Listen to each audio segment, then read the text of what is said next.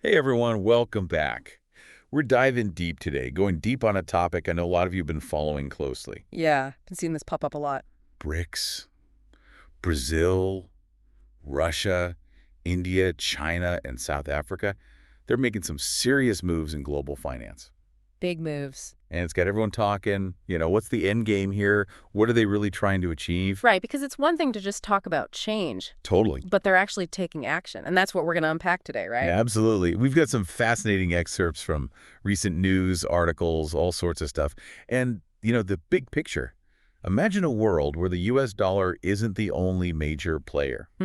Multipolar world. That's what BRICS is working towards. A world where they have more options, more say in the global financial system. Exactly. And one of the most eye-catching moves they made, that symbolic banknote reveal. Oh, yeah, that definitely got people's attention. All 5 BRICS flags on it. Hmm. It's a pretty powerful image, wouldn't you say? Oh, absolutely. I mean, visually, it's a statement. It's about their ambition to move away from the dominance of the U.S. dollar. Yeah, I mean, it's not like we're going to be walking into a store and paying with BRICS banknotes anytime soon. Right, exactly. Not a practical tool yet. But it's a symbol, right? Exactly. It's a way of saying, hey, we're here. We're a force to be reckoned with.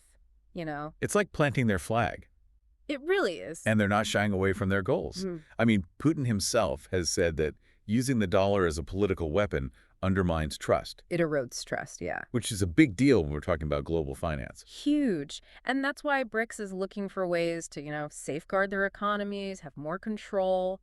And that brings us to another major development, local currency settlements. Basically, BRICS nations trading with each other using their own currencies instead of the dollar. Which makes total sense, right? If you're trying to lessen your dependence on the dollar. Right, it's like, why go through the extra step? Yeah. And it's already happening. India's doing it with Russia and the UAE, trading in rupees directly. Yeah, cutting out the middleman, so to speak. And BRICS officially endorsed this approach in their Kazan declaration just a few days ago. On October 23rd, yeah. So they've got the symbolic banknote. They're pushing for these local currency settlements. The question everyone's asking is, will we see an actual BRICS currency? Unified currency. One currency to rival the dollar, perhaps? It's definitely on the table. I mean, finance ministers are exploring options. A unified currency, maybe backed by gold.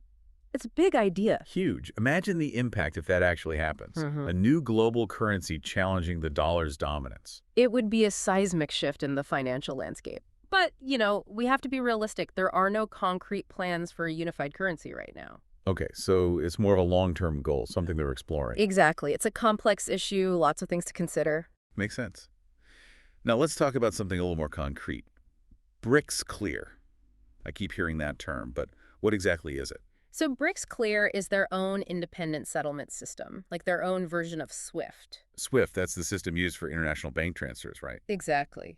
And the idea with BRICS Clear is to have a system that operates outside of the current Western-dominated financial infrastructure, so they can process transactions in local currencies without relying on those traditional channels. So they're building their own financial ecosystem, piece by piece. Yeah, brick by brick, you could say. It's a bold move. But let's be real, this isn't going to be easy, right? Shifting away from the established financial order like this, there are going to be challenges. Oh, absolutely. They'll face resistance, pushback from countries who benefit from the current system.